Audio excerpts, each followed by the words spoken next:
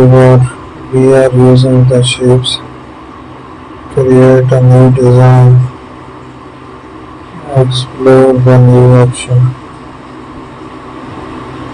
So try that design here, keep using the new shapes with different gradient color and pictures into it. So let's use it. We are going to find a new design. So I will try to add a paint over it. Use an eraser tool.